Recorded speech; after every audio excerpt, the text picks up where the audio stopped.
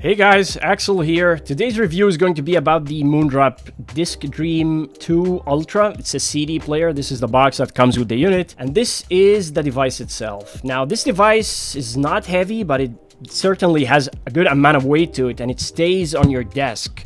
Alright, it doesn't move. If I try to move it, it will not easily move. On the bottom of the unit, you get these 4 rubber feet that kind of like stabilize it on your desk. And then you get one input, which is the USB audio input. In case you want to use it with like a PC or a phone, it has that USB Type-C for that. Because this one has dual DACs, dual Cirrus Logic DACs, and it has a fully balanced 4-channel, truly balanced amplifier. And then you get this light which becomes green when you're charging the device and then turns to red after it's fully charged. And then you get this on and off switch, which I'm going to turn it in the on position. So you can see here the CD starts spinning immediately, and this is a top loading type of CD player, as I will show you guys like in a moment. You can see here the devices, you kind of put the CD on top, like there's no tray or anything like that. Let's look at the right side of the unit. You can see here we get our 3 outputs. You have a 4.4 balanced output, you get a 3.5 single-ended headphone output. These are for headphones. And then you get a line out slash 3.5 or optical. And there are many ways for using this like that. For example, let's say you want to connect this to a pair of speakers, let's say a passive or active speakers. What you need to, you can connect it like analog, like use like a 3.5 to double RCA, for example, or you can get a cable like the one I'm using here.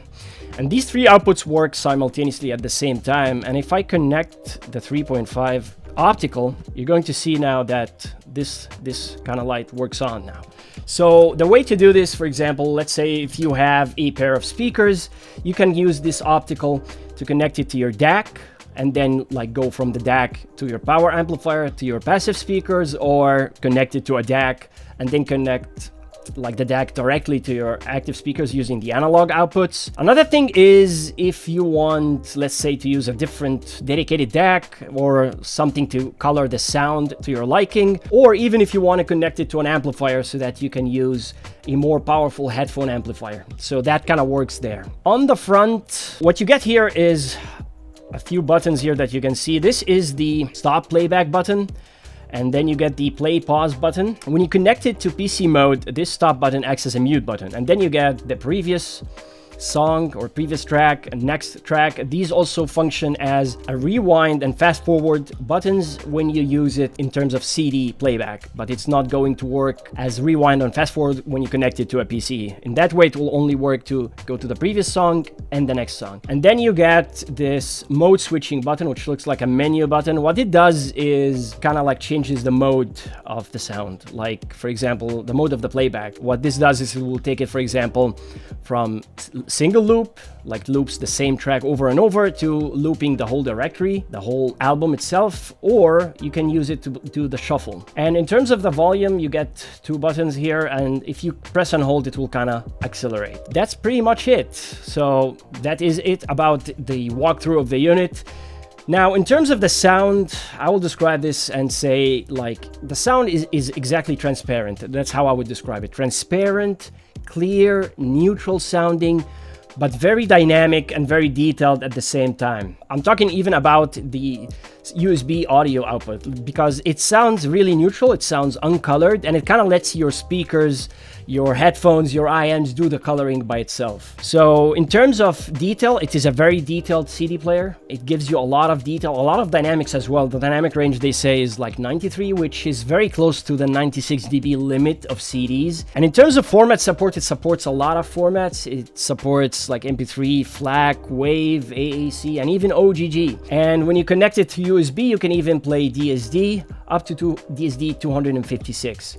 So that's something. There's only one thing I noticed, which I want to mention, is that if you put the device on the side, the door kind of slides open slightly, like you have to make sure that it stays closed. So this is meant to be used flat on the desk. And in terms of power, I have to say this device has a good amount of power. Like, it's more than sufficient for most IEMs. I would say, like, for IEMs I'm using the balanced, I'm like hovering around 35 maybe maximum 40 out of 100 volume steps. But when I'm using something like a headphone, I tried the HD6XX. While it sounded great, it could drive it, it could get very loud. I think they might benefit more from a desktop setup just to get that bass amount and to get the tightness and to get the dynamics, you know. They kind of open up with more powerful amplifier. For planars, it works great. And for speakers, I connected it using the optical line out to my DAC. And again, it works great. Definitely a great device, which gets my recommendation if you listen to CDs. So do you listen to CDs? I'm not sure, guys. Let me know your thoughts in the comments. Do you still use CDs? You know, obviously, again, as I said, I'm a streaming / offline playback music type of guy, but I still got a bit of nostalgia going to this device, listened to some of my other CDs and kind of had fun with it, and I wanted to share my take on it. It's a great sound. I'm listening here to the Eagles. If you're wondering, this is the best of the Eagles, and I kind of like it. So that's it. Leave your thoughts down in the comment section, and until then, I'll catch you in the next one. Peace.